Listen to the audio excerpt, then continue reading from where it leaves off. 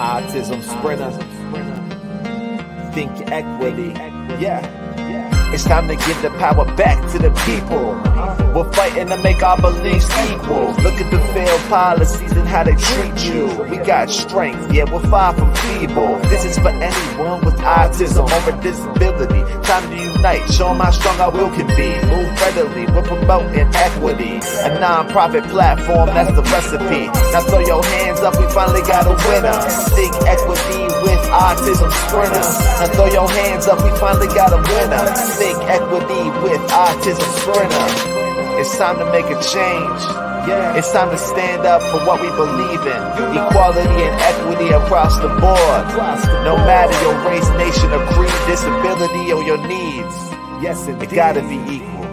It gotta be right. Hey guys, how are you? Happy New Year. It's 2022, y'all, and we're still in a global pandemic. So we're here because we want to launch a Stabilize Me series. So a lot of our families navigating special education and having loved ones who have a disability and have an educational plan are struggling, right? We have staffing shortage nationally. Many of our children are not getting the services that are rightfully owed to them under the IEP. And so we're kind of upside down, y'all. And so like we always do here, Autism Sprinter, we want to be able to share information and resources to help stabilize families, to making sure that they have the proper tools to self-advocate, to making sure that they know how to draft emails when they need help for their babies, and simply just being informed. Because the process of navigating special education is super political. It's not easy, and there's a lot of jargons that I'm still trying to learn. So without further ado, I want to introduce one of my favorite people. Known Christina Laster for about 2 years now, met her at an amazing conference, and just her workshop that she did, civil disobedience. I was like, ooh, girl, I'm signing up. And so, you know, just the content and her delivery makes this conversation super easy to have, right? Because too often we do not have conversation around parents having to sometimes be a little bit disobedient when they have to get things met for their children, right? And it's okay. It's not judgment. Sometimes you have to do what you have to do to make sure that people listen to you. So Christina Laster is the Director of Policy and Legislation for the National Parents Union. She is also on the Stanford HESI Practitioners Council. And of course, because she wears multiple hats, she is also part of the National Action Network Education Advisor and Liaison for the Western region. So as you can tell, Christina Laster is going to come in this space with a lot of content, y'all. So I don't want to hold up no more time. I'm going to bring her on in so she can introduce herself and we can get right to it. Hey, Haida. How are you? I'm good. You know, I see you over there, and I'm cold, and I'm out here in Southern California. I don't know what's going on with the weather. We had so many weather advisories and storms and snow ones too. I was like, okay, I told everybody. And I'm sitting here like, I'm not trying to turn on the heat, okay? I'm not trying to turn on the heat. You know, grandma and them used to have heating blankets, okay? Like, I'm going to need to get me one of those. But no, it's just a pleasure to be on with you and always share space with you. Thank you for having me on today. Right. So, I mean, I introduced you, but tell us a little bit about yourself. For those that have not seen you before. Happy New Year's to all the lovely parents and families out there. I know that the struggle can get real.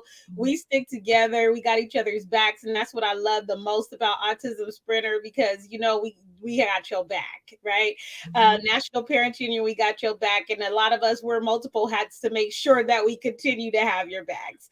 So, you know, just a happy New Year, and you made it. You know, give yourself a pat on the back. It might not be what you imagined, but you made it. And so since this is the Stabilize Me series, whoop, whoop, we're going to go ahead and just appreciate and celebrate those milestones that we just made it through one of the worst times and some of the best times historically. Like, how many people do you know can say they lived through a national pandemic, right? Like, nobody, I don't know anybody that I talk to that can say like they've lived with something to this magnitude. So I want you guys to just take a deep breath. You're in 2022 and you made it, and let's celebrate that, right? Let's not be too hard on ourselves. Let's not try to project or forecast too much at one time about what's coming up. I know a lot of parents today had that expectation of students returning to school and were met with notices when they woke up that it wouldn't be that way. And some people are all, overwhelmed and confused. Are we going back to the original time of the pandemic when we first were out of school, or what is going to happen? You do not have the ability to control that. But what you can control is what happens right in your household and with your child. And so I appreciate being able to share space with you, lovely parents and families, to say, let's take a deep breath and let's control what we can control. Stabilize me.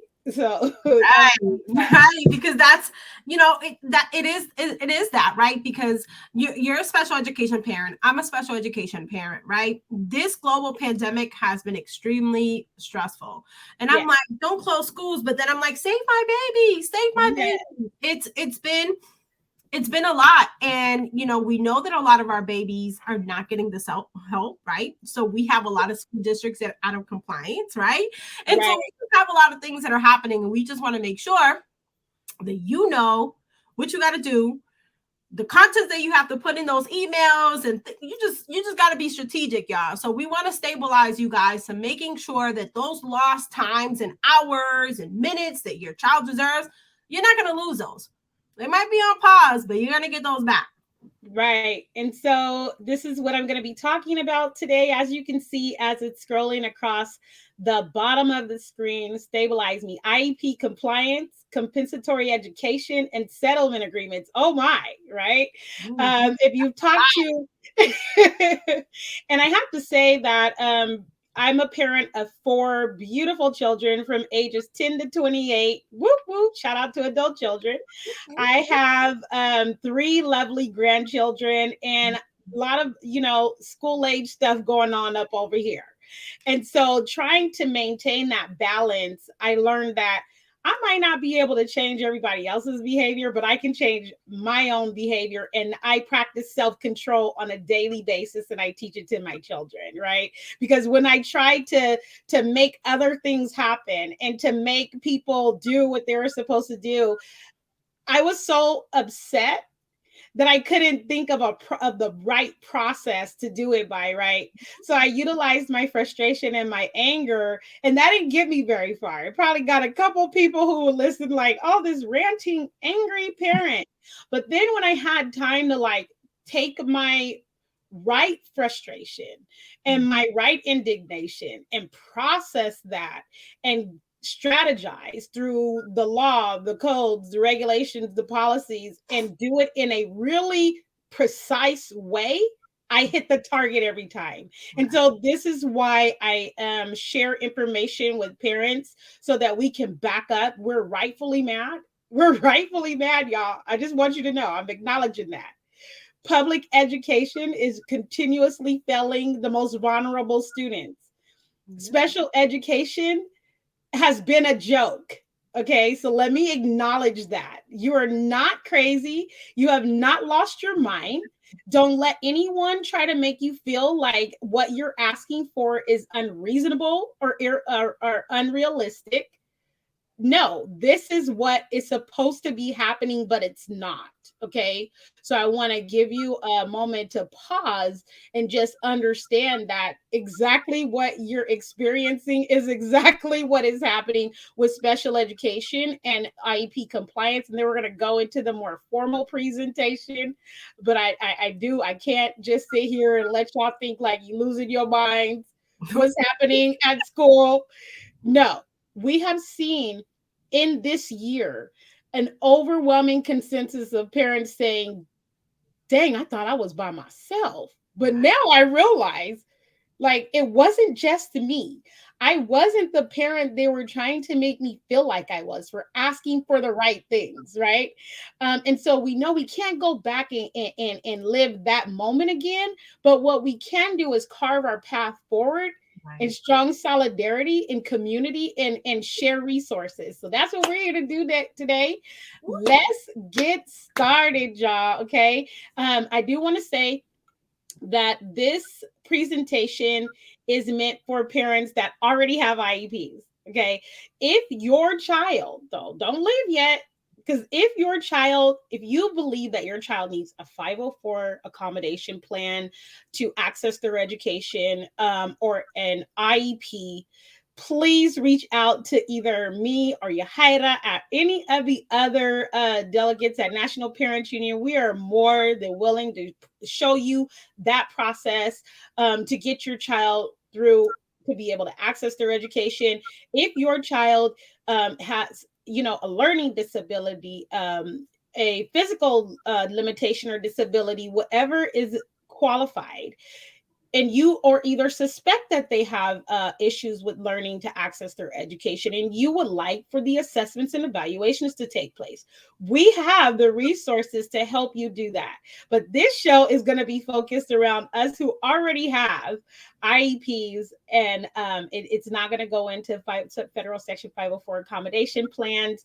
I have another video that does that. You can definitely reach out to one of us, and Yahaira, if you could drop our information for contact in the chat. Really, it's our first names at mpunion.org. So if you remember, it's Yahaira at mpunion.org. It's Christina at mpunion.org. If you know another delegate, it's their first name at mpunion.org. And you can email any one of us, and we'll be willing to walk you through the process of being able to have your child assessed, or to be able to ask for a 504 accommodation plan for your child. All right, so I am going to start screen sharing.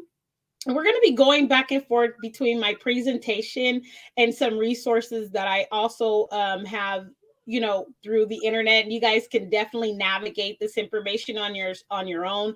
I'm always the person that says, look, we need to be willing to do the research and inquiry to locate the information, and not just go based off of what somebody is telling you. Don't ever take somebody's word for it. Trust your parental guidance and your parental instinct. Yahaira, tell me how to put the screen up again, y'all. I'm not technical. So at the bottom, hit share screen. Okay. Yeah. And so is it going to share my, okay. It's going to come up some boxes, and you're going to share whatever screen that it is that you want to share. All right, y'all. So let's go. Okay, let's see. I'm just going to share my screen. Mm-hmm. It's such a lovely site anyway. So you see it? All right. Can you see it? It's showing this. Oh, okay. I can see it. All right. So we're going to go to the presentation. Ooh. So I'm going to be behind the scenes. So you got this, and message me in the private so you can do your thing. I want them to see you and you only.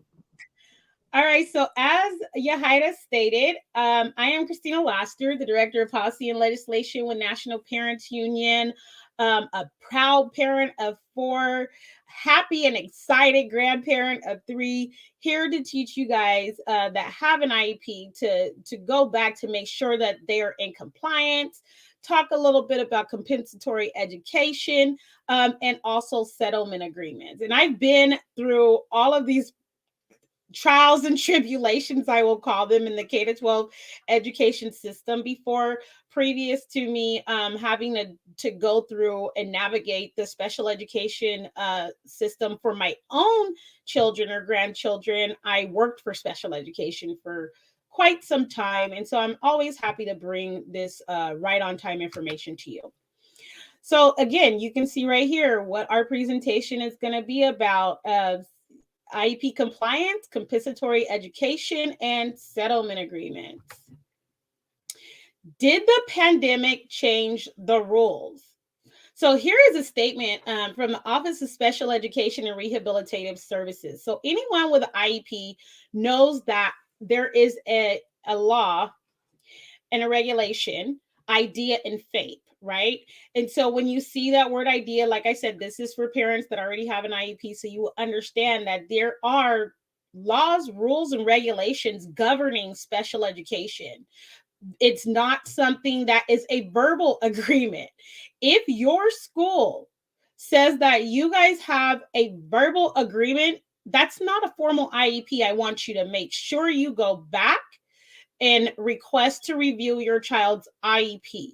Okay, never accept a verbal agreement. Okay, because who is recording or accountable over that verbal agreement? I've had a lot of parents within this past year and a half under the belief that their child had an IEP. And when I said, well, can I see the IEP? They told me that the school made a verbal agreement with them. Well, that's not the way the federal law works. And that's not the way your state's law should work to be able to protect your child who is protected under IDEA and FAPE. So make sure that you have a not a verbal agreement, a written agreement. And if you don't, again, and you thought you did, reach out and we will help you to be able to get that IEP. It needs to be in writing. There's a process that goes with that. And so none of that should be a verbal agreement between you and the school.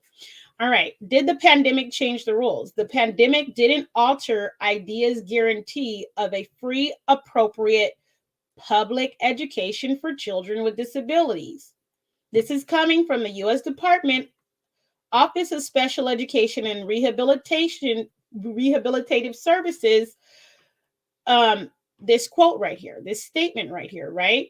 So whereas a lot of people were thinking like there's so much pivoting, there's so much happening, there's so many changes being made, IDEA and FAPE did not change. Okay, your child still has and had the guarantee of a free, appropriate public education under the IDEA and FAPE rules and with their IEP. They needs to be in compliance. So this is part of the IEP compliance section. So here's another part of the quote. As more and more students return to in-person learning, the department emphasizes the critical role that IEP teams, including parents. So I want to stop right there. If the IEP team is meeting without you, then that is a violation of your rights. You need to request a formal meeting with the IEP that includes you. I have parents that contact me consistently and say, hey, the IEP team met. I didn't get a prior written notice. I didn't get any kind of notification, and they canceled my child's IEP. That's illegal. So we need to be making sure that when that happens, immediately you report that to the Department of Education Office for Civil Rights, or seek the Disability Rights Legal Advice Center in your state to make sure that you are getting the help if you don't know what to do that you need outside of the school district. Because if they did that to you, it's highly unlikely that they're going to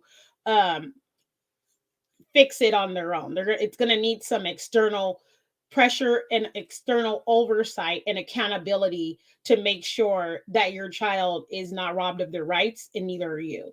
So that IEP team should always include you. Decisions about your child's education should always include you. Nobody has the right and should not take the authority to make these types of decisions about your child's special education when you didn't consent, you had no knowledge, you were unaware. That is not okay. And definitely you need to be making sure that any types of meetings or changes or upcoming decisions, you're notified. Make sure you have everything in writing. During this time, there were a lot of conversations had over the phone. I'm going to reiterate, those conversations are between you and that person, and then it can become hearsay, right?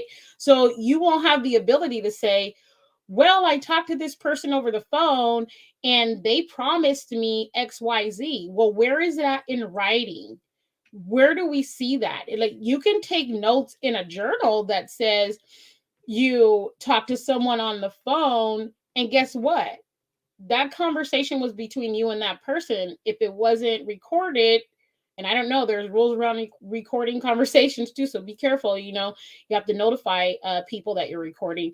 But if it wasn't recorded, then it's your word against theirs. Okay, so you never want to leave your child's special education to a conversation over the phone. Everything needs to be in writing, needs to be well documented and recorded. You need to know who on the IEP team is accountable for looking at the IEP. There's sometimes a case carrier, right?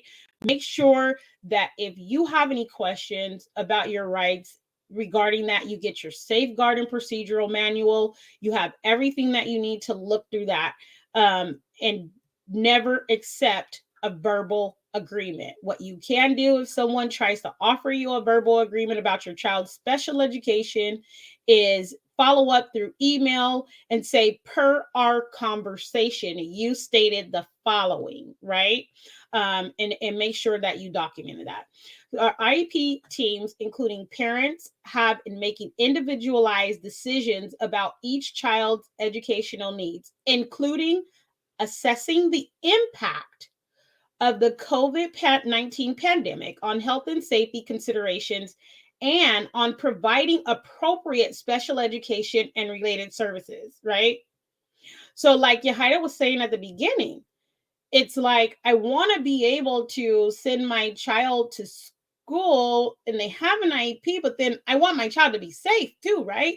So as you can see, that is included, and it needs to be included in the considerations, and it needs to be the role of you and the IEP team to make those decisions. So I know some of you are like, well, yeah, that sounds nice. But this is special education, and we've probably been, if your child's in special education, you've probably had a yearly or annual battle about their service and support. So let's go back to basics, right? In order to make sure that the IEP is in compliance, we need to make sure that the IEP is actually a compliant IEP and serves its intended purposes. So why does it feel like your child's school isn't compliant? Well, I can say that if your child has an IEP and you have not met annually, and then again triannually, to go over the measurable annual goals for your child, it will be outdated. Okay. Every single year, your child should be making progress on on their goals.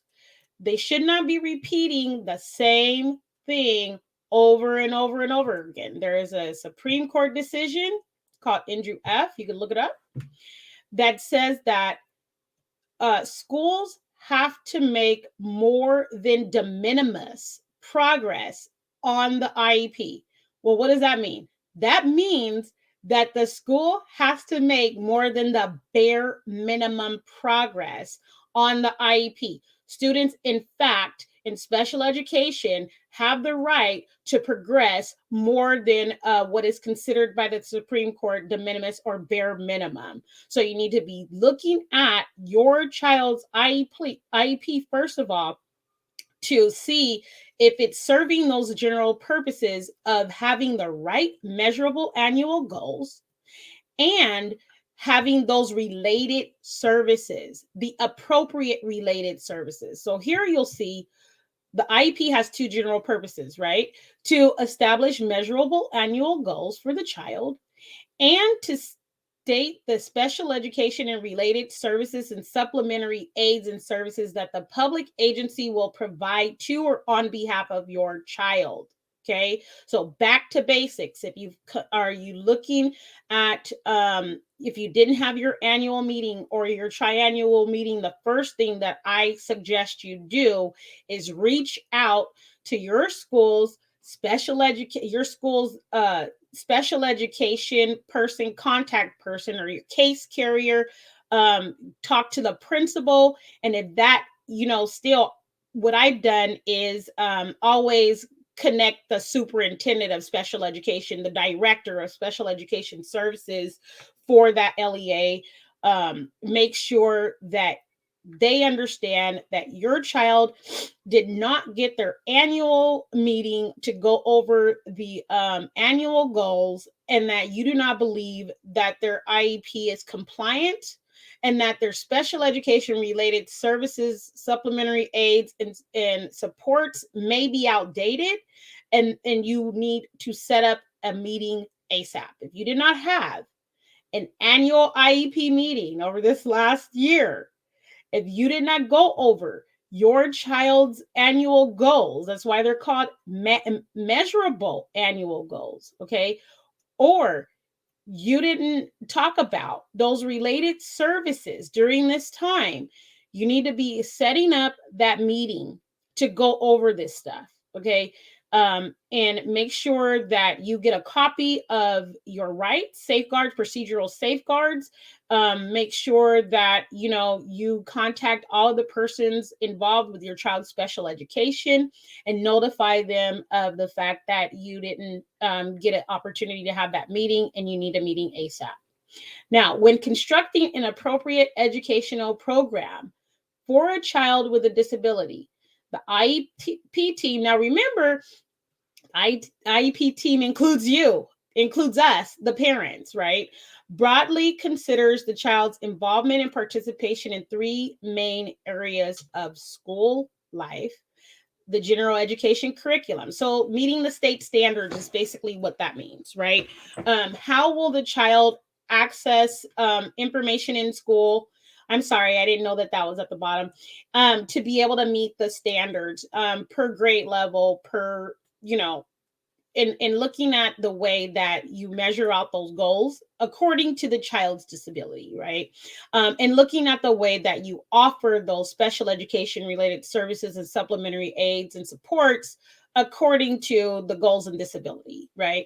And then looking at this extracurricular activities and non-academic activities. All right.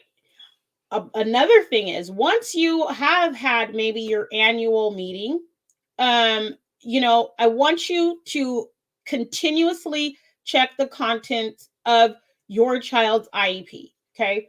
Don't assume that other people that are on the IEP are going to do this for you, whether it's their job or not. It doesn't mean that it's going to happen in the way that you want it to happen. So make sure that you're constantly checking the contents of your child's IEP. Okay. A lot of children go through some issues maybe in life or growth and development stages, and some of the things may not be appropriate. And we're going to talk about that. But you need to make sure you're checking the contents of your child's IEP. I would definitely be looking at it periodically, every 2 or 3 months, just to see like where, take an assessment as a parent. Where is my child at in this measurable annual goal? Do I feel like my child has completed the goal, or do I feel like there's enough time left in the year for my child to complete the goal? So what should be in your child's IEP? Okay. A statement of your child's present levels of academic achievement and functional performance, including how your child's disability affects his or her involvement and progress in the general education curriculum. Okay. Meaning, how are they going to be able to meet the state standards for their grade level? Okay. And, you know, this is why I said, like, if you look at if you look at this list, there is no way that anybody can give you a verbal agreement on an IEP. I'm repeating this because I was very disturbed by the amount of parents that believed they had an IEP and did not. That I talked to over this past even 3 months. Very disturbed, right? And I knew that their child qualified for one and should have had one. However, they were told that their child had an IEP and that, you know, these were the goals, and the child never had an IEP. So I want you to make sure you have this formally on an individual education plan in writing. You had to attend the meeting. There's videos about how to do that. Like I said, we're not going to go into that process here, but here are the contents that should be included. And there's no way that this can be done based on a verbal agreement. A statement of measurable annual goals, including academic and functional goals. So I want to take a minute right there, because like I was talking about that Andrew F. Supreme Court decision that says that, yes, children with disabilities in special education do have the right to make more than de minimis progress, right?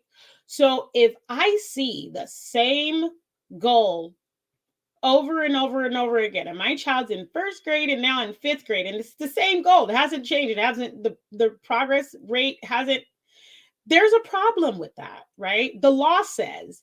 And so definitely you want to be looking at these measurable annual goals, including the academic and functional goals.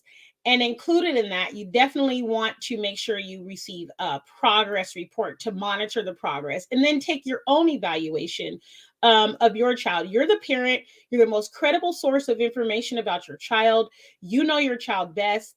You know if they're regressing or if they're progressing.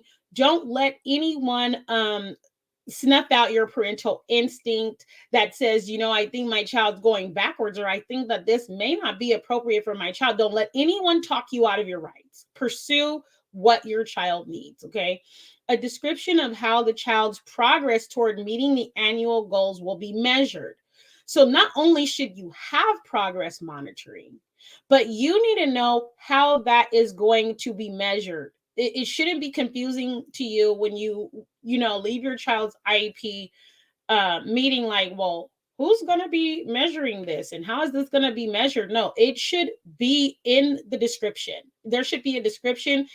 There should be even some dialogue about it. If you're ever in a meeting about your child and you have something that you're not clear on, it doesn't matter what anyone else thinks in that room at that time. You're talking about your child's education and your child's progress. Stop the meeting and say, excuse me, I don't want to proceed until this is clear to me.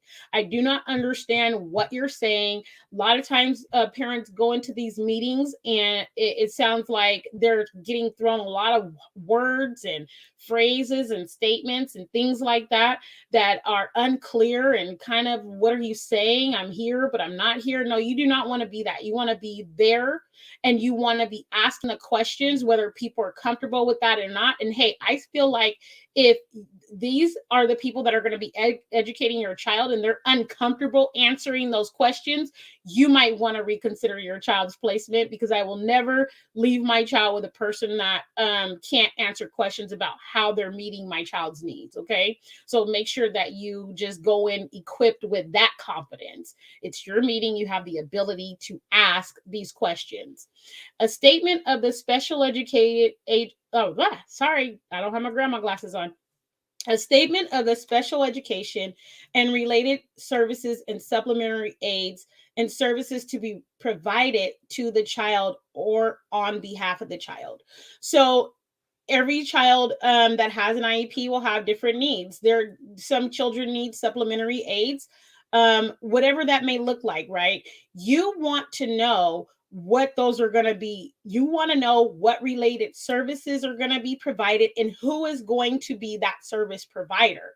So it's one thing to know, okay, well, my child has supplementary aids. You need to know very clearly, like how often they're going to use them, who's going to access them. Is it going to be up to the child to say they need them, or is it going to be a prompt by the teacher? Get that in writing, part of the statement, get that very clear, go back and make sure that you know exactly how that is going to be carried out, how that's going to be implemented, who is providing the related services. Check the service sheet. You need to know who's providing what services to your child, and for how long, right? Don't just let them say, well, I'm going to be the one, and don't have that out in minutes and hours. You need to understand exactly who is going to be doing the service provision, and how the supplementary aids are going to be available to your child. if you're learning distance learning and your child has a one-to-one aid assessment, and what that requires them to have a one-to-one aid, right? How's that going to be carried out? Via virtual learning. You need to ask those questions, because as you saw before, that the pandemic didn't change the rules around idea and faith. Okay. So every single thing that is on your child's IEP as a service or supplementary aid, you need to find out who is responsible for it. How is it going to be carried out? If it hasn't happened yet, call another meeting and get this very clear. Okay. Make sure that you have it all in writing. I'm going to keep reiterating that. A statement of the program modifications or supports for school personnel that will be provided to enable the child to advance appropriately toward attaining annual goals. I'm going to pause right there. So there were basically, modifications being made to IEPs, which would put that IEP out of compliance. If you weren't notified, nobody told you what was going to happen. It just, one day your child came home and said, I don't have a one-to-one aid anymore, right? And you weren't notified, right? Your child needed a one-to-one aid, and it was determined through a one-to-one aid assessment and an IEP. So that can't just be eliminated without anyone notifying you, right? So you need to be very clear about what it is that's happening and who's providing services again, and how your child is appropriately advancing towards their annual goal. No, bare minimum progress, de minimis progress, like I said before.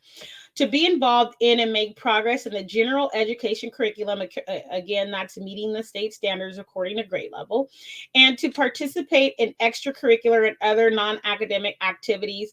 I was told by a parent that their child was not being allowed to access recess because the child had a disability, and the school was not willing to provide the appropriate school-based, items for the child to be able to participate in recess. Okay.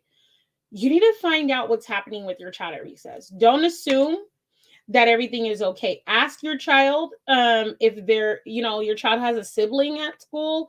Ask them what's going on. My son had a IEP and was not supposed to be restricted from recess, and was supposed to be playing with other children at recess, but yet was confined to clean up trash during recess times, or whatever. This happened, right? So we need to be willing to say, hey, what's going on? This is not a part of the goals that we're trying to meet here, and it's inappropriate, and you need to make sure that it's appropriate, and that there's progress monitoring, and you as the parent are the best progress monitor for your child reaching their goals. And to be educated and participate with other children with disabilities and non-disabled children. So a lot of times we hear that particular portion called the least restrictive environment, right?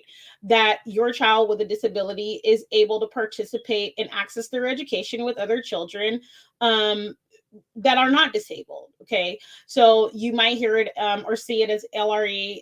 There's other components of LRE that you should definitely research and know, but your child has the right to have that environment where they can access their education with other children with disabilities and non-disabled children. So if anyone tells you that they don't have that right and they come out immediately saying that, I have parents that their children have ADHD or whatever, and because they didn't want to allow them in the general education setting, they put them in a special day class, and that was an inappropriate placement. And then it became hard for that parent to request that the child be removed from the special day class and put back in to a general environment, a population of with students without disabilities. And so that can be a challenge. You need to know what type of environment your child is in, and continue to monitor that, because these things and these changes can take place in the middle of the year and without you knowing. And then, by the time you find out, it's like, wow, no one even notified me, and my child's been, getting pulled out for hours of the day and put in another class, and we didn't talk about that, right?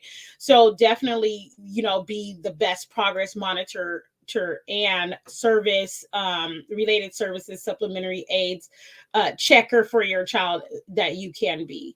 Okay, an explanation of the extent, if any, to which the child will not participate with non-disabled children in the regular class and in extracurricular and non-academic activities. Again, this is what I was talking about those examples of, children either being in LRE, least restrictive environment, because that is the goal. And also making sure that, how often and how frequently is your child being removed out of the environment and not able to participate with non-disabled students in a regular class, and in extracurricular and non-academic activities, how frequently that's happening, right? Because it can happen in ways that you're unaware of. You're not there during the day, and you need to be making sure that you check up on that. A statement of any individual accommodations that are necessary to measure the academic achievement and functional performance of the child on state and district-wide assessments, right? So you need to have all of this in writing again, and it needs to be on the IEP. It needs to be clear and well understood, and don't take a verbal agreement as an agreement or an IEP. That's not a plan. That's not a child's individual education plan.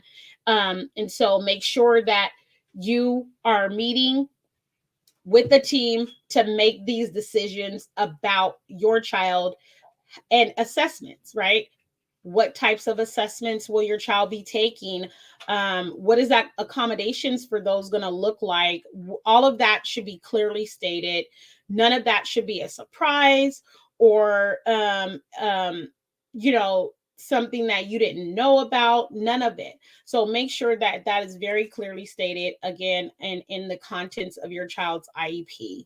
Okay. So if the IEP team determines that the child must take an alternative assessment instead of a particular regular state or district-wide assessment of student achievement, the IEP must include a statement of why the child cannot participate in the regular assessment and why the particular alternate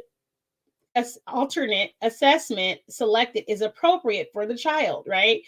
Like I said, there's rules that govern ID and FAPE IEPs and compliance. People can't just do what they want and make it up as they go along, right? So these are the things that should be included. If your child, there was waivers on assessments depending on where you're at. Some children were, taking assessments, some were not. Find out, because we're in 2022, and I know it's still an extension of the 21 school year, but find out if they're going to be assessing this year. If your child hasn't had an assessment, you need to ask those questions, and if so, when?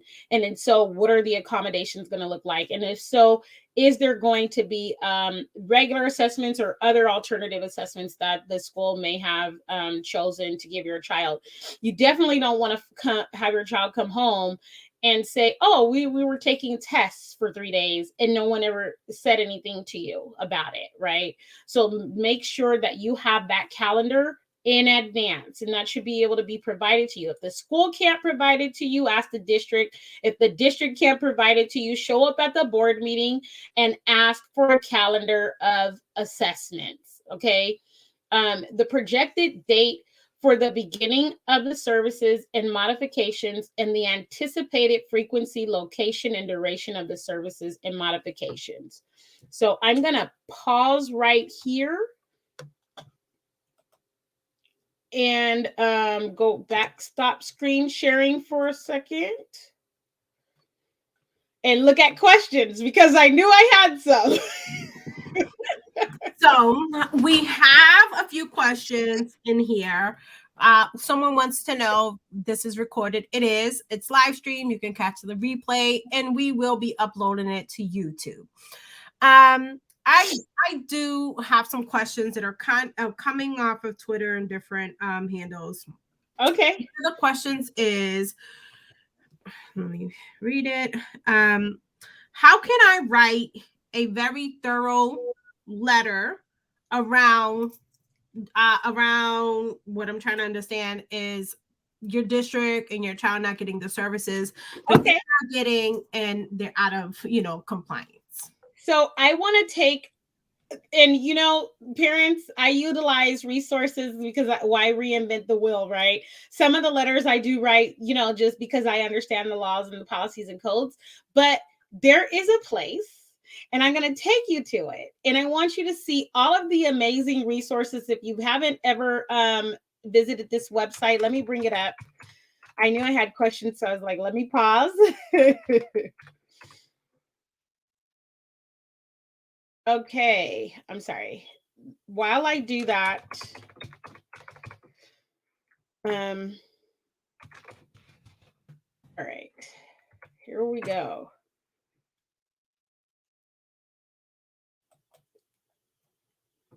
Let me bring up my screen.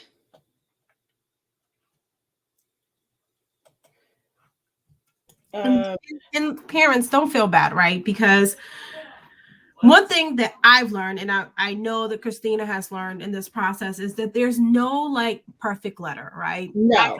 When I first started this journey, my letters were not stipulating any laws. I didn't like look at my son's IEP and I just kind of was like, I don't understand. And and those were a lot of my emails were driven by a lot of emotions. Right. And what I realized was that they knew I was vulnerable as a parent.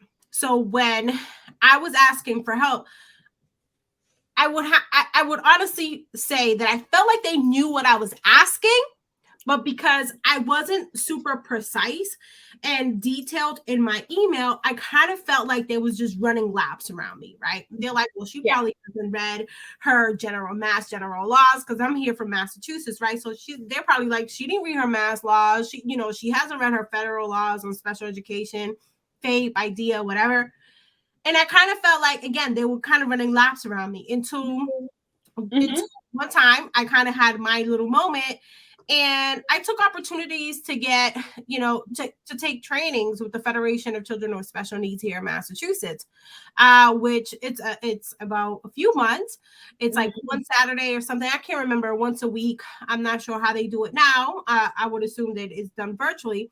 And you also have the opportunity to do some volunteering to kind of get a parent advocate certificate that says you've been certified. Not only have you taken the course, but you've also sat and dedicated some time to talk to other parents that are calling the Federation of Children with Special Needs hotline.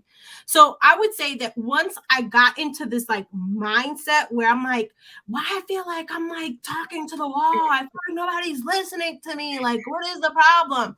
I was like, you know what, I'm doing something that I need to kind of up level my language, I need to up-level my laws, and I need to be very direct of what I'm asking for. So this question is really interesting, Christina, because I think a lot of parents struggle with that. I know that we were having this conversation earlier, right? And you said like they know what parents are asking for, and I totally agree. But there is that feeling of being a hamster on a wheel when you're fighting for your child's special education. And it's like, okay, you have to, I want you to understand that if you pair yourselves with people like ourselves, we're sharing resources, and you have to be unrelenting and consistent in your advocacy in special education, because to you, it's your child's education. To the school, it's dollars and cents, right? Okay. So I want to be clear. I will say that again. To you, it's your child's special education. To the school, it's about dollars and cents. Okay. And let me tell y'all, not for nothing, Christina, but that's so hurtful, right?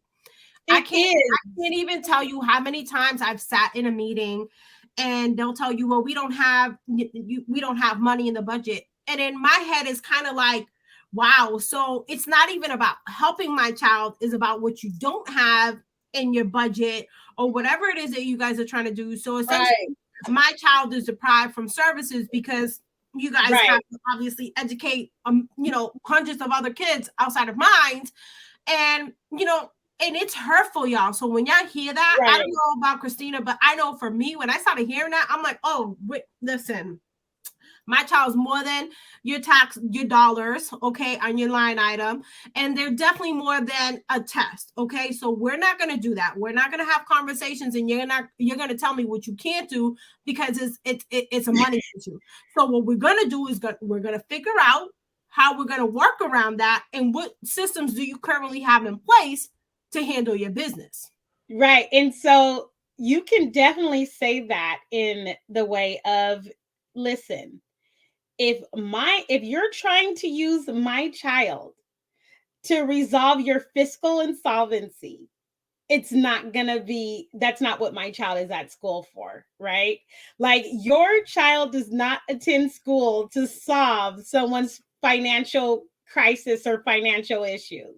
If that is what they want to utilize your child for, then that is the wrong frame of mind to be coming from. And I will have a reasonable and realistic concern about arguments of financial responsibility being brought up during an IEP meeting. Okay. I want you parents to hear that. If your child's IEP team during an IEP meeting brings up a financial issue in the public education, I would have a reasonable and realistic concern about what their frame of reference in mind is. Where are they coming from, right? Like, I don't know, that's something that I definitely would heavily question. You are not there as their chief financial officer. You are there as a parent who, by compulsory education laws and rules and regulations, is trying to, meet the requirements for your child to be educated according to the state compulsory attendance laws, right? And your child happens to have a disability, and my son calls it a different ability, right? And so the requirement is that you be offered the education that your child needs, not to sit up and talk about financial issues of the district. Okay, that is highly inappropriate for that to be brought to parents as a concern when they're trying to advocate for their child's rights and special education. So I want to interject that, okay, so that you know that it's inappropriate and you call it out every single time. And I do it with a smile on my face, just like this. Okay, I want y'all to practice smiling. Stabilize me. Okay, so we're going because I'll be like, my eyebrow goes up like, excuse me. Look, I'm gonna keep you laughing because I do it with a smile on my face. It could be I don't care who it is. Okay, I'm gonna tell the truth and I'm gonna say it, and I'm gonna be comfortable in it. And even if you have to practice, I've said this and I'm gonna repeat this every time we talk about special education. When you go into the meeting, if you feel like you are not confident enough to be in there by yourself, don't IEP alone. Go in with a crew. Okay. Find your people. Okay. Like, I know I can call my sister Yahida up and be like, I got a Zoom IEP. I'm going to need you to pull up with me because I just feel some kind of way about going by myself. Right. And that's how you need to do. We have to be able to help each other out during a time like this and be able to utilize our parent power in ways that we're very resourceful and we're unrelenting and we're consistent. Our children are not expendable. Okay. So that is what I really want to say. Don't do it by yourself, because then you leave there and it feels like you were in a meeting with all of these people, like you're on trial at court.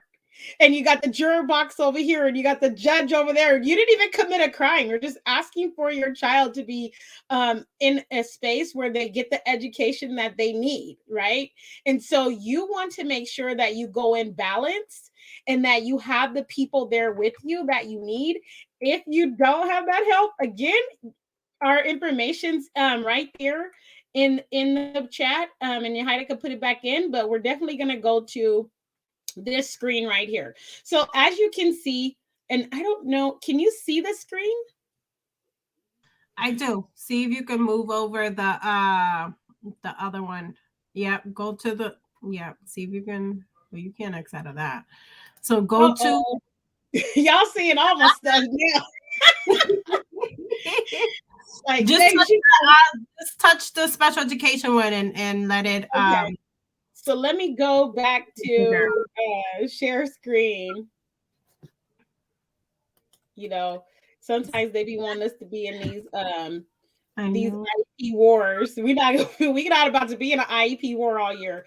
Okay. Oh my God. It's the worst. It's the worst feeling. And it's so funny you say that, because I always say that IEPs are like mob sit down. You don't know if like the conversations are going to be great, or you don't know if we're going to kind of be upset with each other. We don't know if you're going to be crying because they told you something that you don't want to hear. It's an emotionally driven meeting.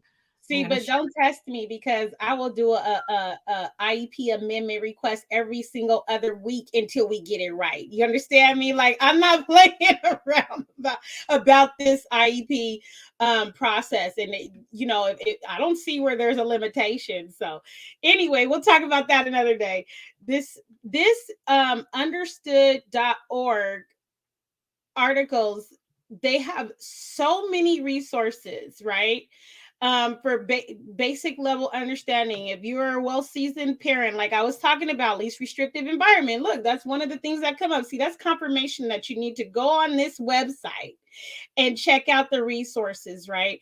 And everywhere you go, they'll have additional resources, okay? If you were to go right here, what is the Individuals with Disabilities Education Act, right? It's going to take you to another page, and there's going to be additional resources on there, and there are letters. So someone said, well, how can I get a letter, right? You can definitely navigate this website, and it will bring up sample letters, requests, even having an IEP binder, what that should include, strategies and tips. You see this right here, right? This is a great resource for everything that you will be looking for. Very comprehensive, very, user friendly, you know what I mean? And so you can type right here. Let's see, let's do an IEP letter, okay? And I definitely like to spend time navigating so that people can understand. Oh, hey, Yahida, tell them about your binder. Why is that important? I live by this binder. So in this binder, I have like a nice little quote, right, to remind me. So the quote says, there's no force more powerful than a woman determined to rise, right? So as a mom, I want to rise. I want to make sure that my babies get all the help that they deserve. So in this binder, you're gonna find the recent IEP, which I need to update. You're gonna see my little notebook, right? To take notes. You're gonna find progress reports. You're gonna find any recent assessments. If we had a recent neuropsych, it's all here. I have my little, my little tabs, right? Sorry, because I haven't organized it well, y'all. You're good, but as long as you have that information, right? I have the little tabs, right? I don't know if you can see it, but you have the little tabs. And it just helps me go into a meeting prepared and shows them that, listen, I'm a partner. I'm just here to help you to understand how to educate my child and be as proactive as possible. And also sitting here like, do I need to advocate for things that you guys need to get access to in order to better support my child? So it's important. I know that a few years ago, we as Autism Sprinter, we had a workshop on it, and we passed out binders that had the tabs and stuff like that. It's something that we got to do, y'all. I mean, it's it's instrumental, and just for my organizational brain, I need it. You know, really, even if you're not organized, this is a good time to become organized in this way. Because there are, like, I don't like to say I got all the horror stories, but being in the civil rights battling space, right? This was a major concern and complaint of parents, like, okay, all of a sudden the school doesn't have records. I asked for this and I can't locate it. Well, you know what? In that nifty binder, you got your own copies, right? And that can follow you every single place that you go. If your child is, moves to it, if, say for instance, you have to move to another state, you have the binder. You don't have to wait and see if they're going to transfer these files over, because you got enough information on you in that binder to be able to utilize wherever you go, right? Even keep your doctor's notes in there. Okay. And one thing that I have done, so that there's records in multiple places, is every time that my child or grandchild has an IEP update, like the annual or triannual, I give a copy to be put in placed in their medical records. Okay. And so if you guys haven't thought about that, consider that. If your child has a mental health team, if your child has an ABA team, right? Have them place a copy in their records, because guess what? Now that is going to be in their medical records. And if you request your medical records, your mental health, your child's mental health records, your whatever, they're included in that. Any progress monitoring updates, make sure that you show them to your external team, right? Your child's external team. That means those providers outside of the school setting and the school district. Make sure that they stay up to date with what's going on with your child, because it is very essential that they be able to give input about what is included in your child's IEP. If the school or the district or wherever your child is attending says, oh, we don't want the input from the child's expert team of practitioners, medical practitioners, contest that. Don't allow them to tell you that, because the teachers are not doctors. Okay. The school nurse is not a doctor or a mental health practitioner. Maybe nursing is one area, therapy and counseling and psychology is another area. So they can't be all things, right? The school occupational therapist is doing techniques for the education setting and the space, not other things that may need to be known outside, that an external occupational therapist who uses different measures may be able to add in, right? And so it's very important that your documents from your qualified practitioners are included. And again, you definitely want to go and check out Understood. Really looking at their just amount of resources there. You can find anything. You can find a lot on a lot. And, you want to use a credible source of information. Y'all don't want to be up over here on it, like TMZ looking up special education laws, right? Like that's not going to work out. Sometimes YouTube University is what I call it. It has some good stuff too, but be your child's biggest advocate. You're their most credible source of information, and having as many resources under your belt will not only be able to help you operate with confidence, but will also be able to help you provide these resources to other parents. So I'm going to close this. And I wanted to bring up another area of information about compliance. Let's see. Am I still screen sharing? Nope. No? See how I do, y'all? She's getting it, y'all. She's getting it. I am not a technology native. And so I'm not even going to lie about that. Like, we had pagers. We did not have cell phones. And you had the big bulky phones. You know what I mean? And you had to find a what is it called? A phone booth with a quarter. Remember when it went to 35 cents? I'm not even gonna go there. You're like, what happened? What happened? And then all of a sudden, your first phone was a flip phone, and you're like, oh, I got a flip phone. Yeah, I was like in college. You know what I'm saying? I'm like, y'all play too much. Don't play like y'all forgot. My first phone was in college. I didn't Yeah. have a phone until I was in college. Now these kids have phones literally in first, second grade. You look, we had where we could go to the local store and buy a calling card, and you could pay like $5 for those little cards. You can use them Yep. as a pin phone. So let me tell y'all how that works. If somebody got something to tell you, they had to wait until they saw you, or they could mail you a letter if they wanted to, but wasn't no instant conversations happening. And so sometimes, you know, that's a good thing. I miss that opportunity to be able not to have those instant conversations. All right, let me go ahead and bring this up. I think that I'm going to be sharing okay, right here. Okay. Okay, so I want you guys to see, because we're in the compliance area still.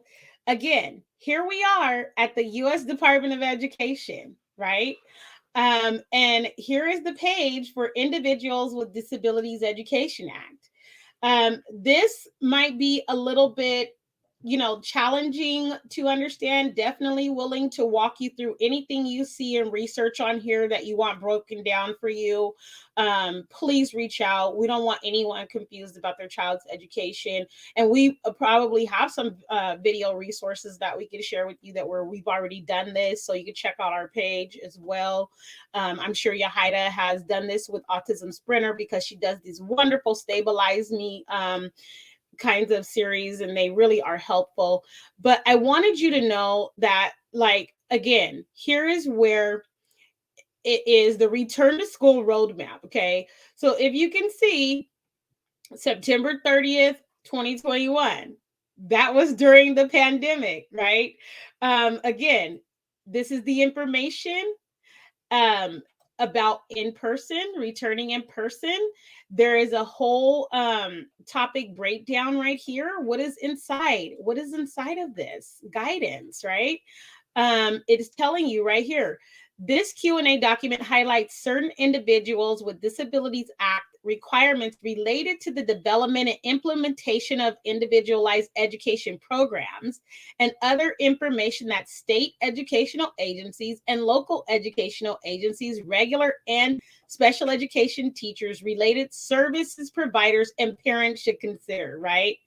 And so definitely, if you're looking for that component that you just don't feel like your school's got right, maybe they got all this other stuff right with regards to compliance, but maybe they're lacking in one area. Well, here it is right here. You can definitely go and look and find out what can be done, and so that your child has their education intact and you're able to access you know, all of these things in a more robust way. You don't want them at that de minimis or bare minimum rate of progress ever.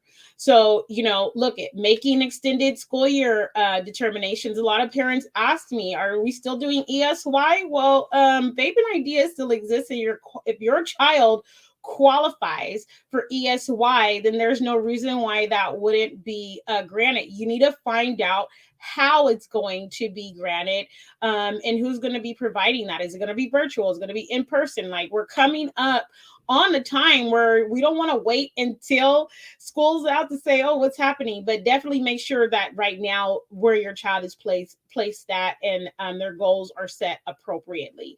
There's so many dimensions to special education. There's just not one paintbrush that I can say, let's paint with this brush and everything will happen. There's layers and layers and layers to this, and depending on your child's needs and disabilities. So I'm just kind of going over the requirements that you need to be looking for to make sure that you guys are on the right track. Like I said, the contents of the IEP, and like Yahida showed you, that binder, and then basically making sure that the compliance is according to the standards and the laws and the regulations put forth from IDEA and FAPE. Okay. All right. And so as you can see here, you know, it talks about, unprecedented educational disruptions, right? But at the same time, really making sure that the needs of meeting students with disabilities are still intact. Okay. We don't want to just assume these things. So again, here's the US code right here. So anytime you're looking at a document, because I don't want to assume that anyone knows, right? Anytime you're looking at a document and you see these types of CFR, and then you see this, right? I'm going to take you to it to show you exactly what it is. And this is one way that you can just find out too, right? Let's go search it. Just take that and do it, right? So here you have it, free appropriate public education, right? And it is the Electronic Code of Federal Regulations. That's what CFR stands for. So this is U.S. Code of Federal Regulations, whatever you want to call it, about free appropriate public education. This didn't change. You can look at it yourself, okay? I don't know how to put things in the chat, but that's what I want you guys to practice doing. When you see stuff come up, highlight it, confirm it, right? Oh, print it out. If your school doesn't know, say, hey, you know what? I don't know if you've seen CFR 34, section 300.101, but we could definitely talk about that, right? Do that. All right, so let's keep going because I might get petty if I don't. Here it is right here. Here is another resource, right? Parent Center Hub. A great resource. I utilize this. Some of the things that I was talking about content is right here, and I had it ready for y'all. Looking at the present levels. Well, what does that mean exactly, right? Well, here's an answer for you. And if you want more information, you can definitely go in and search that. Whatever your needs are, there is a resource and there is help available. I don't ever want you to feel alone about what is taking place with your child's special education. And you can't just do this year after year on fumes. You have to have a strategy and a plan to make sure that your child's IEP is in compliance. And you need an escalation plan for when it's not. So I wanted to talk to you guys a little bit about compensatory education.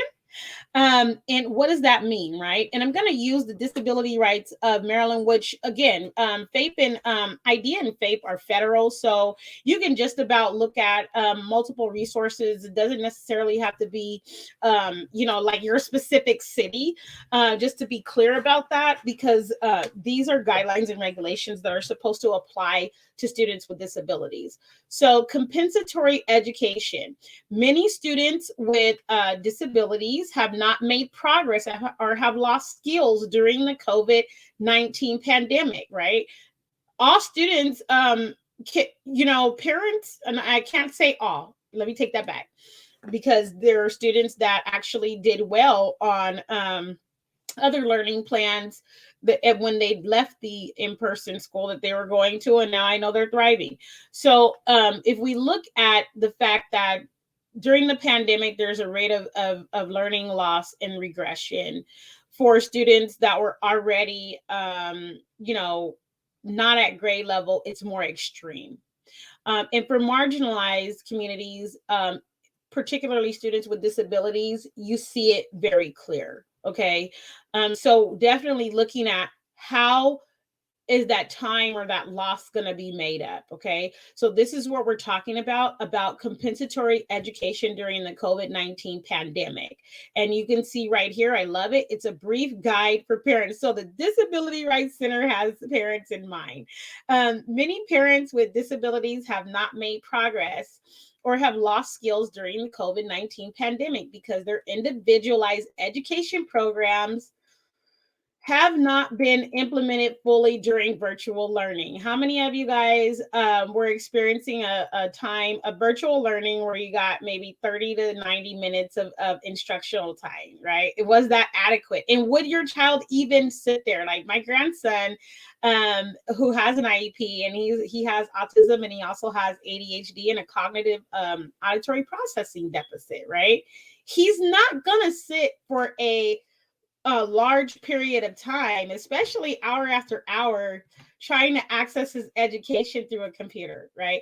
We needed to come up with a different emergency contingency type of plan that served his needs better than him sitting and being, you know, demanded of to be able to even sit there for that amount of time and even be present, because he was over here and over there, right? Like, this expectation was unrealistic and unreasonable, and most of the children that are just entering in their education weren't able to even do that. But that wasn't even according to structured learning guidelines or plans, and definitely wasn't adequate amount of time to educate the child, and definitely wasn't an adequate platform to be able to educate children with disabilities. Okay, so these students may qualify for compensatory or makeup, whatever word you want to use, right? Well, how are you going to compensate the loss and the lost time and to get their education back, which we'll talk about that another day.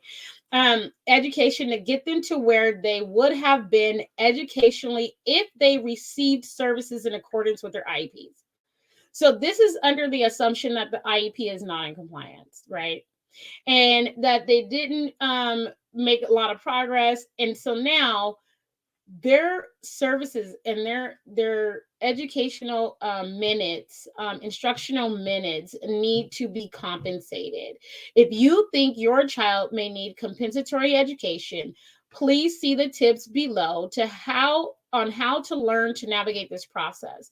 What I will do is after we're not live anymore, I will drop all of these links into the comment field of the session that's recorded. You can definitely go back and get the links, because I see a comment field, but I don't know how to drop links into the comment field. So I'm just gonna leave it at that. Or I can just send them to you, Yahida. All right. I put them on in the chat just for Oh, the. did you? Oh, okay. I got you. That's a New Year's celebration right there. I have a like some tech support here, so I appreciate that. Here, let me send you this one in particular. Like I said, for parents that want to reach out to their local disability rights centers, there's one in every state. Definitely find out who it is so that you can get more help. Like, I don't want you to feel alone in this. And if you want to reach out to us, you want to reach out to Autism Sprinter, like, we all share resources and we're all willing to help out, right? And so that compensatory education is, again, to make up the loss. Special education and instruction and related services owed to a student with disabilities. Now, I want you to see that says owed, okay?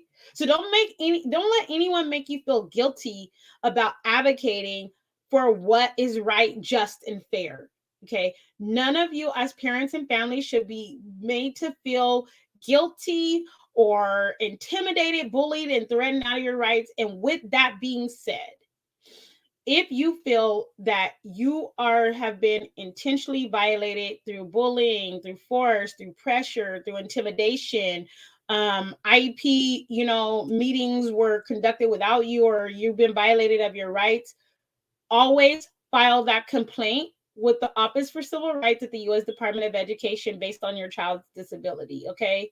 There has to be some external mechanisms to investigate these things and to hold accountability and look into these practices when these practices are not reported and people don't know, and it's just you're the only one that's frustrated, and you're in your little bubble frustrated and nobody knows, but they have to follow IDEA and FAPE. And so make sure that you report it and ask for an external audit or investigation into these practices. And don't just stop there, right? If you feel like your child should have education compensation or your special education rights continue to be violated, you definitely want to pursue one of these legal centers that can help you file a suit or a claim, because that is the only way. So we're going to talk about settlement agreements. Okay, I'm going to stop sharing. Here's something that I do want you to see, though.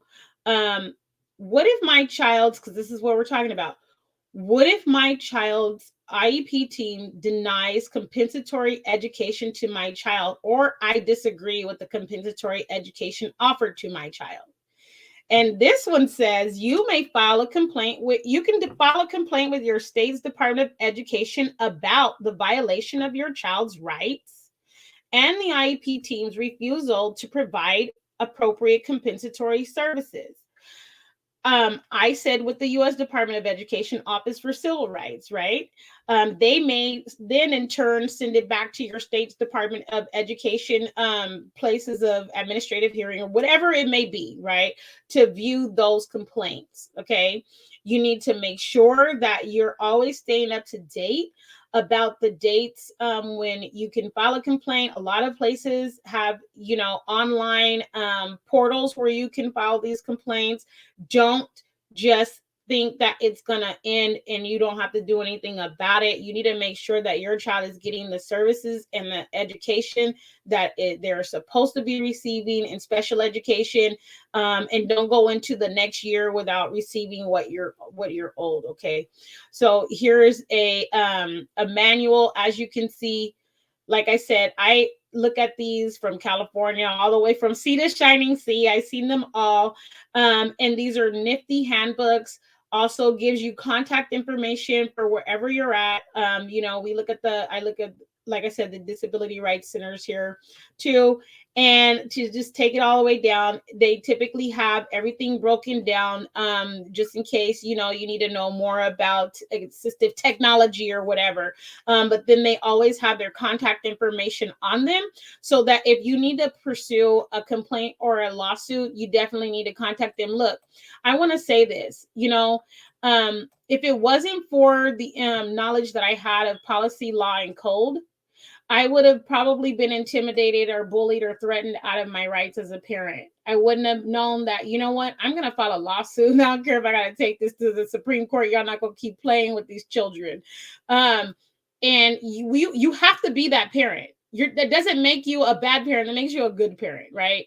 When Yahida was talking about, me teaching that civil disobedience class, it's like there are some things that are counterproductive our children and families that we can't just sit back and be silent about. And no matter what people try to make you feel, they might try to make you feel like this awful person that's always rowdy and rallying up the crowd. So be it, right? We were talking about this earlier, like it could just be me and our kids. We gonna roll out. Okay, because you need to do what's right, just, and fair. If it was their child, they would want the same. What's right, just, and fair. So it's not okay to utilize an opportunity to harm any child at any point. But definitely, we know that a lot of children that are in special education, some of them are verbal or nonverbal. We don't know, what, right? Some of the children with disabilities, you don't find out until they're 9 years old. Okay. And then a whole world of information opens up to you like, wow, now that makes sense. And wait, now I'm mad because my child got mistreated for 4 years because, of whatever reasons. And so always speak up and always be willing to show up and keep doing it. Be unrelenting. Now, with regards to compensatory education, sometimes districts will do what is called a settlement agreement. Well, let's do a settlement agreement, right? If you don't feel comfortable with that, don't do it. Pursue them in court, okay? Like, you don't have to settle. And part of the thing that you need to know about a settlement agreement is that they will then waive time for the past, okay? And it starts over after you sign it. Like, okay, now we can just go. And what I found is that parents have these settlement agreements and they think like, oh, wow, we have an agreement and a resolution to do better. And within a month, they're already violating it. And you can't even bring up what happened the last year because you just signed a settlement agreement. So don't be quick to sign anything. Always take your time to consider the ramifications and the impact that it's going to have on your child's education. And because I've had you wonderful folks here for all this time, I'm going to go ahead and pause. I have a lot that I can say about this, but we're going to stop and definitely check out additional resources that we have on all of our pages. My page, Yahida's page. all those things. So I want to go ahead and stop and leave room for feedback or questions. I don't think we have any questions though. I think that you've given us a lot of information, and I'm so happy that we have the links for people to kind of do their own research and, kind of figure out what's going to stabilize your family, because every journey in special education looks so different, but the fights look so similar, right? Yes. So we have tons of, tools in your toolbox. So add them to your toolbox, right? And I agree with Christina. Whatever you can print them. Yes. Put it in your binder. I'm taking it to the meeting, honey, because we're gonna talk about this in the meeting. Put this in. It says here on chapter 36, X, Y, and Z. Right. I'll be like U.S. Code Regulations 34, Section 300 point. You already know how I do. Yeah. Right. So, like, it's okay if you do that, right? Because nobody expects you to have all of this information just stored in your head. Take it with you. Take it with you. And have resources for you to understand what your task is, right? Because what happens is, I know for me, I go in there, especially when I'm like, I have all these thoughts. Sometimes I don't write them down. So then when I get into the meeting, I'm totally blindsided. Either something happened in the course of the day, they might have took me out of my element, and my head is somewhere else, right?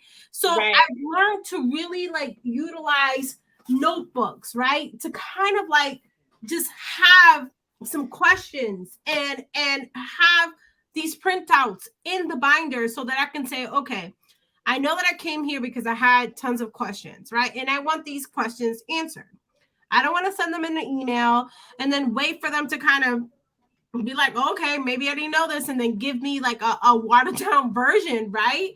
So I've learned to ask those questions right then and there, because I also find that if individuals who are leading in special education and are servicing your child that do not have these answers ready, it kind of raises a red flag, right? This is something that should be practiced. This is something that should come out to them naturally since they've been in this space for so long. So, and you know what? I have to say, it shouldn't offend if you ask to amend, okay? Just put that in your head. Why is it offending anyone if you ask to amend your child's IEP to help them do better? So anything can happen. Even if, your services could change, your child can break their arm. You never know. I broke my wrist when I was a little child, right? Those things happen with children, have accidents, and they happen. So it should never be an offense. Nobody should feel offended when you're asking to make an amendment to your IEP, right? And so if you start getting that kind of vibe, just know you have to take a minute back to reconsider your child's placement and the educational environment they are in. I asked this question: do you want to educate our children or not? Because if you don't, let me know right away, because I can kind of tell in how you feeling and how you acting. And I'm going to go ahead and find somewhere else. Or I'm going to homeschool my children. That's just how I am, right? Make sure that you always record your IEP meetings. And don't sign on the day of your annual reassessment or triennial, okay? Take time to go back and listen to the recording, process that information, and then sign. And don't let the pressure come in 24 hours. Did you sign? Did you sign? Did you sign? Why y'all want me to sign so bad? Okay. I'm gonna take my time. And at least I had 10 days. I know that. Okay. So I want to just admonish you to notify the district at your IEP. You're going to be audio recording. And you go home. You listen to that. You go to your local faith, organization, pastor, church, whatever it may be. I've had youth pastors in my IEP and 504 meetings, okay? Because my children were part of the congregation, and can you please join me? So don't be afraid to ask those support systems to be with you. That's all I gotta say, Hyde. I know it's on East Coast time up there. Close us out. I mean, I don't really have anything more to say besides Happy New Year's again, guys. It was an honor to have Christina back on with us. She's been extremely instrumental in sharing this from a parent's perspective, right? Even though she wears all these hats and she's been doing this in so many different capacities with different organizations that she represents, she's a parent first. So everyone who knows us and knows the work of Autism Sprinter, a lot of the work we do is led by parents, for the parents, right? Because we believe that we're powerful. We are the experts. Just because we don't have, Dr. X, Y, and Z behind our last name does not mean that we're not doctors. We are doctors. From the time that we birth this child and bring this child to this earth, we are the doctor, we are the nurse, we're the teachers, we're every hat without having to go through all the licensing processes and years of college, right? We learned this. So look, I didn't see nobody in the hospital besides my family and my child's family members when I gave birth, and I know what names are on my child's birth certificate. Okay, right. So that makes me the credible source of information and authority on my child. Okay, and don't let nobody talk y'all out of that. Right. So without going any further, guys, thank you. Have a good night. And we'll see you guys on our next one. All right. Bye. I put my information in the chat if they can look me up if they want to. All right, guys. I'm going to post this. I'm going to share her link in the comments so you can make sure you guys follow her. You're going to find a lot of great content in her space. So make sure you guys follow her. She's on Twitter. Where do they follow you at? From the West Coast to the East Coast. No. From sea to shining sea, we gonna pull up Parent Power 2022.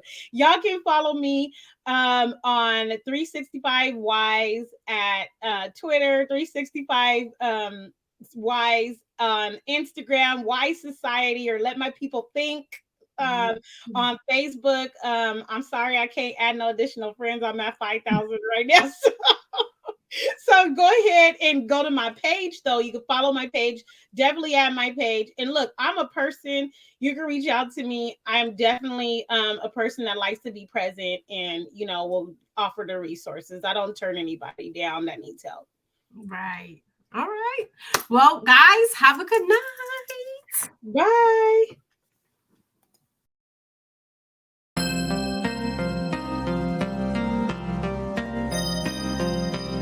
Autism Sprinter. Think equity. Yeah. It's time to give the power back to the people. We're fighting to make our beliefs equal. Look at the failed policies and how they treat you. We got strength, yeah, we're far from feeble. This is for anyone with autism or a disability. Time to unite, show them how strong our will can be. Move readily, we're promoting equity. A non-profit platform, that's the recipe. Now throw your hands up, we finally got a winner. Think equity with Autism Sprinter. Now throw your hands up, we finally got a winner. Think equity with Autism Sprinter. It's time to make a change. It's time to stand up for what we believe in. Equality and equity across the board. No matter your race, nation, or creed, disability, or your needs. It gotta be equal. It gotta be right.